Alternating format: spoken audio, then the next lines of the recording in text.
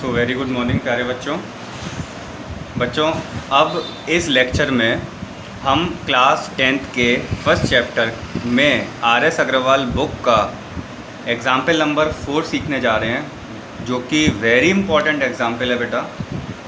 ठीक, एग्ज़ाम्पल क्या कह रहा है, इसी के बेस पर एक क्वेश्चन भी है। ठीक, एग्ज़ाम्पल कह रहा है यूजिंग यूक्लिड डिवीज़न एल्गोरिदम।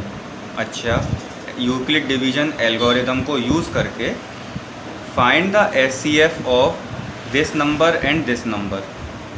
ठीक है, इसका मतलब ये है कि यूक्लिड डिवीज़न एल्गोरिदम को यूज़ कर हम इन दो नंबर्स के क्या निकाल लेंगे, एचसीएफ फाइंड कर लेंगे। पहले तो हमें ये निकालना है।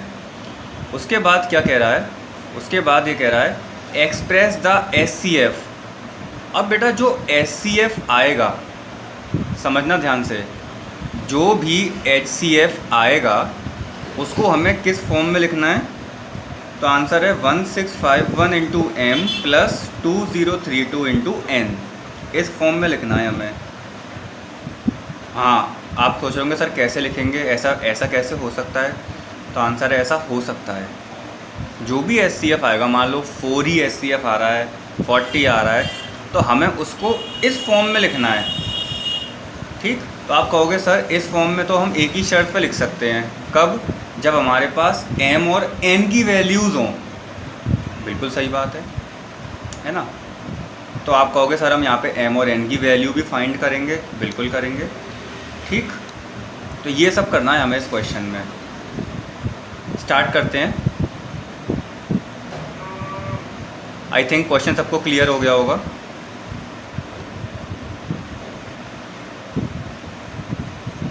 सॉल्यूशन देखेंगे सब। तो बेटे सबसे पहले हमें एचसीएफ फाइंड करना है किन दो नंबर्स के, 1651 and 2032 with the help of Euclid division algorithm. ठीक है, तो इसका मतलब ये है कि मुझे एक बात बताओ, यहाँ पे डिवाइज़र क्या है और डिविडेंड क्या है इन दो नंबर में। तो आंसर है कि सर जो बड़ा नंबर होगा वो डिविडेंड होगा, ठीक है, और जो छोटा नंबर होगा वो डिवाइज़र होगा। तो यहाँ पे मैं लिख देता हूँ, जो यहाँ पे डिवाइज़र है वो यहाँ पे 1651 है और जो डिविडेंड है वो है 2032। अब इसको डिवाइड करते हैं। ठीक, तो 1651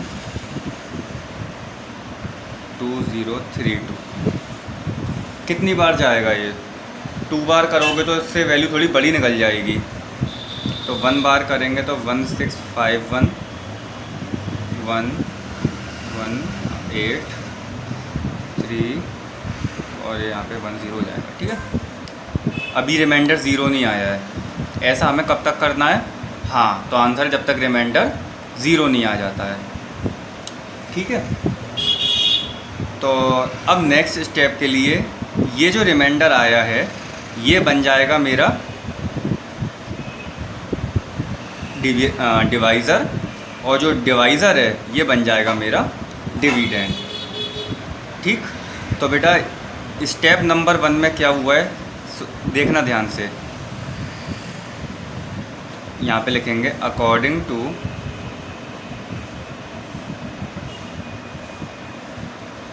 यूक्लिड डिवीज़न लेमा। सब जानते हैं यूक्लिड डिवीज़न लेमा क्या होता है, a equal to B Q plus R, जहाँ पे a डिविडेंड होता है, b आपका डिवाइज़र होता है, q क्वोशिएंट होता है और r रिमाइंडर होता है। ठीक है, वेयर, अच्छा ये भी बात आपको मालूम है, जो रिमाइंडर जो होता है उसकी वैल्यू ऑलवेज डिवाइज़र से तो छोटी होती है, लेकिन 0 और 0 से बड़ी होती है, या तो 0 हो सकती है या 0 से बड़ी हो सकती है। ये बात सब जानते हैं, बच्चों वाली बातें हैं। ओके, तो इस स्टेप में अगर मैं यूक्लिड डिवीज़न लेमा लगाऊँ तो मुझे क्या मिलेगा, देखना ध्यान से। 2032 equal to 1651 into 1 plus 381।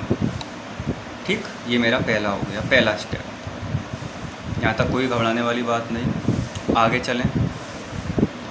Step number 1 लिखने की ज़रूरत नहीं है, इसी को आगे प्रोसीड करते रहेंगे हम, ठीक है। अब ना मालूम है क्लास 10th के बच्चों, सॉल्यूशन को जितना आप कॉम्प्लिकेटेड बनाओगे उतना आप लोगों के लिए भी प्रॉब्लमेटिक है वो चीज़, और हमारे लिए भी चेक करने के लिए। इसीलिए सॉल्यूशन को जितना इजी हो, जितना एक्सप्रेसिव बना सकते हो आप, वो ज़्यादा बेटर रहता है, ठीक है। नाउ अब 381 ये हमारा डिवाइज़र हो गया और डिविडेंड क्या हो गया मेरा 1651। ये स्टेप नंबर 2 है एक तरीके से। तो इसको कितनी बार मल्टीप्लाई करें, 4 3 12, 4 बार हो सकता है। तो 4 1 4, 8 4 32, 3 4 3 12 और 3 15, ठीक है। 4 अगर आप 5 से करोगे ना तो इससे वैल्यू बड़ी निकल जाएगी। अब इसको हमें माइनस करना है तो 7 2 और 1 ठीक है। अब आप कहोगे क्या सर हम इसको भी यूक्लिड डिवीजन लेमा की फॉर्म में लिखेंगे, तो आंसर है यस, बिल्कुल लिखेंगे। सुनना ध्यान से फिर से, according to Euclid division lemma. अच्छा यूक्लिड यहाँ पे तो अगर मैं यहाँ पे यूक्लिड डिवीजन लेमा लगा रहा हूँ तो ये मेरे लिए डिविडेंड हो गया, ये डिवाइज़र हो गया। अब अगर मैं सेकंड स्टेप के लिए यूक्लिड डिवीजन लेमा लगा रहा हूँ बेटा, तो यहाँ पे मेरा ए की वैल्यू क्या हो गई, ए मींस डिविडेंड की वैल्यू क्या हो गई, तो 1651, और बी की वैल्यू क्या हो गई 381, ठीक है। तो यहाँ पे जब मैंने ये लगाया तो मुझे मिला A equal to B into Q plus R. अभी भी रिमाइंडर ज़ीरो नहीं आया बेटा, तो आप कहोगे सर आगे प्रोसीड करेंगे, बिल्कुल करेंगे, हो सकता है अगली बार में आ जाए, आने की संभावना तो दिख रही है मुझे। फिर से चलेंगे इसमें ना। अब नेक्स्ट स्टेप में ये मेरा रिमाइंडर जो है अब वो डिवाइज़र बन जाएगा और ये डिविडेंड बन जाएगा, ठीक।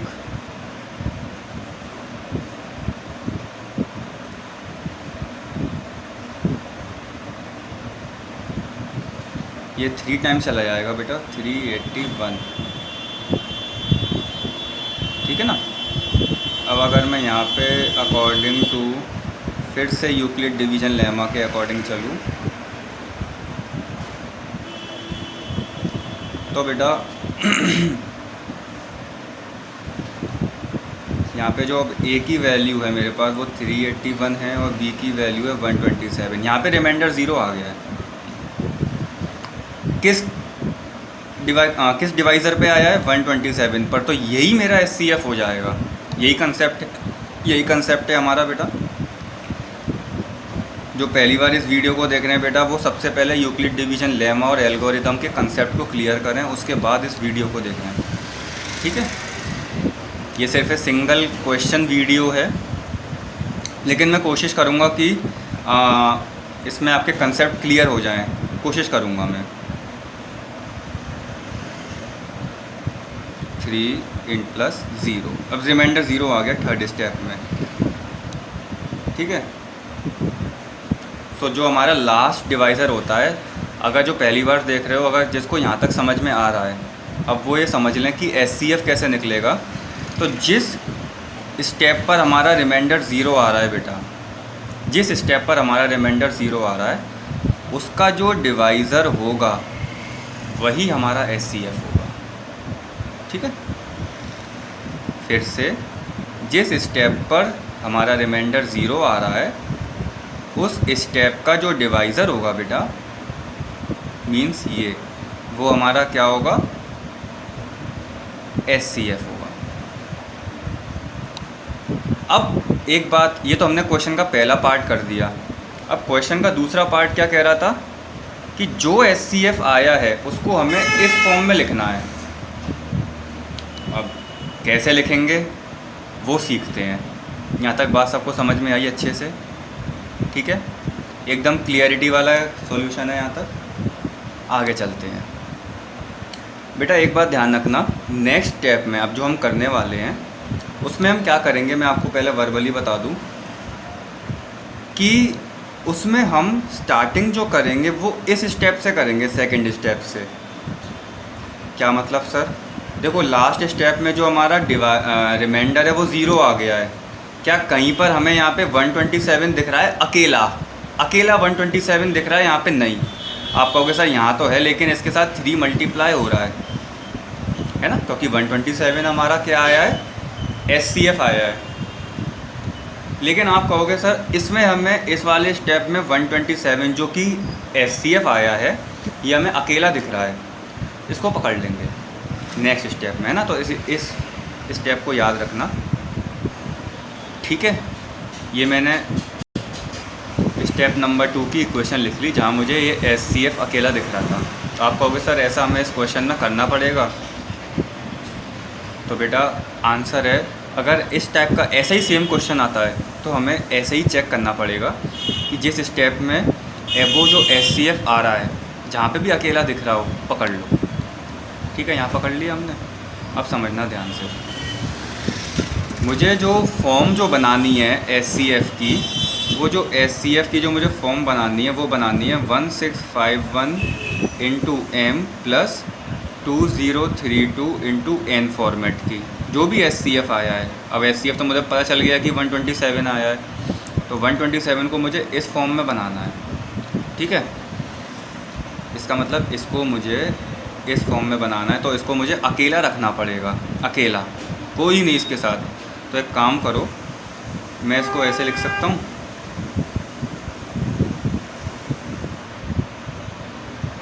हाँ सर लिख सकते हैं।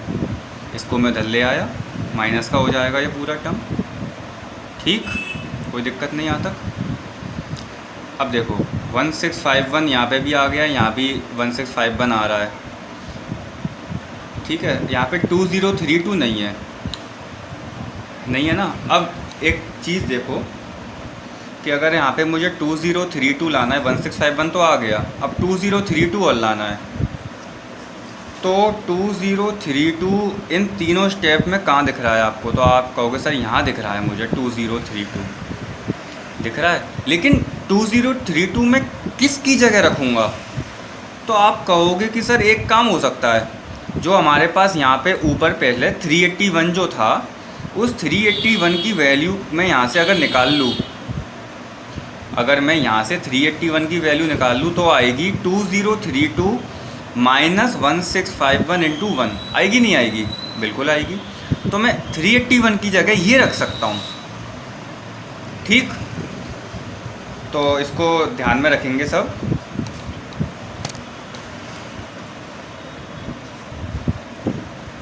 तो हमने क्या देखा था, यहाँ पे साइड में लिख लेते हैं, ऐसे लिख रहा था स्टेप नंबर 1 हमारा 2032 इक्वल टू 1651 इंटू 1 प्लस 381, यही लिखा था।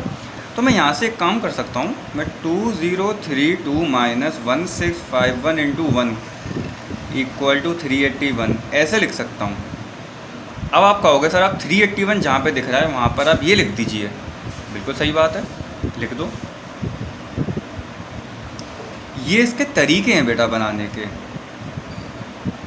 तो 381 हमें ये दिख रहा है, ठीक है। तो 2032 माइनस 1651 इंटू 1 इंटू 4, ठीक है बेटे, कोई दिक्कत नहीं आता। ब्रैकेट में मैंने लिख लिया इसको। अब क्या करेंगे, अब हमें कौन कौन से नंबर्स की ज़रूरत है? 1651 है, 2032 है, ठीक है। अब इसको इस फॉर्म में बनाना है, तो एक काम करो, 4 का मल्टीप्लाई कर दो अंदर पहले, ठीक है। अगर हम 4 का मल्टीप्लाई कर देंगे तो 1651 माइनस 2032 इंटू 4 ही हो जाएगा, और 1651 इंटू 4 ही हो जाएगा, ठीक है। अच्छा ब्रैकेट खुल गया ना यहाँ पे ब्रैकेट खुल गया, तो ये माइनस का ये प्लस का, ठीक है। अब सही है, अब सही। ये इसका ध्यान रखना बेटा, हाँ साइन चेंजिंग का बिल्कुल ध्यान रखना। ब्रैकेट से पहले अगर माइनस होता है तो अंदर के ब्रैकेट खोलने के बाद अंदर के सारे साइन इंटरचेंज हो जाते हैं, है ना। फिर से मैंने क्या बोला, अगर ब्रैकेट से पहले साइन नेगेटिव है तो जब आप ब्रैकेट को ओपन करोगे तो उसके नंबर के जो साइन होते हैं ना, नंबर से पहले जो साइन होते हैं वो इंटरचेंज हो जाते हैं। अगर ये प्लस का है तो माइनस हो जाएगा, और अगर ये माइनस का है तो प्लस हो जाएगा। या फिर आप ऐसे आपने ऐसे भी समझा होगा कि माइनस का अंदर मल्टीप्लाई कर देते हैं। ठीक है, अब क्या करेंगे, अब आप कहोगे सर इसको कंबाइन करके लिख लेते हैं, ऐसे लिख सकता हूँ मैं, और ये बाबूजी अकेले आ गए। ठीक है, अब इन दोनों में से मुझे 1651 कॉमन दिख रहा है बेटा, तो मैं इसको ऐसे लिख दूँगा, मैंने यहाँ से कॉमन ले लिया, यहाँ बचा 1 और यहाँ बचा 4। ठीक, वैसे भी लाइक टर्म से ऐड तो हो ही जाएंगे। ठीक है बेटे, यहाँ तक समझ में आ रहा है सबको? इंटू 5 माइनस 2032 इंटू 4, बात समझ में आई? अब ये कुछ फॉर्म बन रही है 1651 इंटू एम। अब आप कहोगे यहाँ पे प्लस है, यहाँ माइनस आ रहा है सर, तो एक काम हो सकता है कि यहाँ पे जो 4 है ये माइनस का होगा, ऐसे 1651 प्लस 2032 इंटू माइनस का 4। जब आप माइनस का इसमें मल्टीप्लाई करोगे तो वैल्यू माइनस की होगी। ठीक,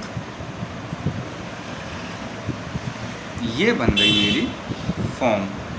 अच्छा, यहाँ पे इंटू 5 भी रह गया है, इंटू 5। ठीक है, बन गई 1651 into M plus 2032 into N. तो आप कहोगे सर हमें एम और एन की वैल्यू मिल गई, एम की वैल्यू मिली मुझे 5 और एन की वैल्यू मिली मुझे माइनस का 4।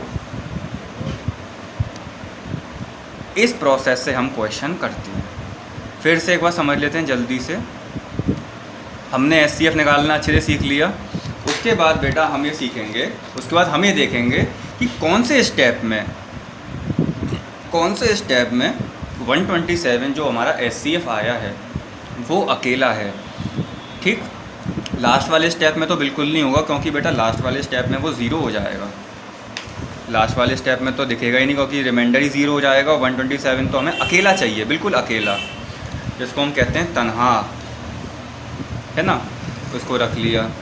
अब हमें इसी को इस फॉर्म में बनाना है, एचसीएफ को हमें इस फॉर्म में बनाना है। इसका मतलब इसको हमें और अकेला करना पड़ेगा, तो इसको और अकेला कर लिया, जितनी भी वैल्यू थी इधर ले गए हम। समझ में आया ये वाला स्टेप? अब यहाँ पे हमें दिखा कि 1651 तो है, मैच हो रहा है, एम की वैल्यू बाद में आती रहेगी, लेकिन 2032 लाना पहले कंपलसरी है। तो 2032 हमने चेक करा कि 381 जो हमारा स्टेप नंबर 1 था, वहाँ से 381 की वैल्यू निकल सकती है, वो ये निकल आई, वो हमने यहाँ रख दी। अब नॉर्मल हमने क्या करा, कैलकुलेशन करी यहाँ तक, फिर लाइक टर्म्स को मैंने साथ लिख लिया, ये 1 है, लाइक टर्म्स को मैंने साथ लिख लिया। ठीक, यहाँ से 1651 कॉमन ले लिया, तो यहाँ से 1 बचा, यहाँ से 4 बचा, ये ऐड हो गए। अब आपने देखा कि सर मैच तो हो रही है, लेकिन यहाँ प्लस है यहाँ माइनस है ना। तो आपने सोचा कि सर एक ना एक वैल्यू तो नेगेटिव होगी, तो ये वैल्यू नेगेटिव होगी 4। अब ये इस फॉर्म में बन गया, m की वैल्यू 5 आ गई, n की वैल्यू -4 आ गई। तो ये एक वेरी इंपॉर्टेंट वाला क्वेश्चन है रियल नंबर चैप्टर का बेटा। अब आप कहोगे सर इसी तरीके का कोई और सिमिलर क्वेश्चन है, तो आंसर है एक्सरसाइज 1A में है बेटा, ये क्वेश्चन है, क्वेश्चन नंबर 9। इसको ट्राई करना सब। ठीक, m और n की वैल्यू निकालना और मुझे कमेंट करना कि सर m की वैल्यू ये आ रही है और n की वैल्यू ये आ रही है, जो भी आ रही हो आपकी, है ना। अगर नहीं समझ में आए तो मैं इसकी भी एक सेपरेट वीडियो बना दूंगा, मुझे बता देना इसको कैसे करना है, वो भी हम समझ लेंगे। ठीक है, ये था हमारा एक वेरी इंपॉर्टेंट वाला क्वेश्चन।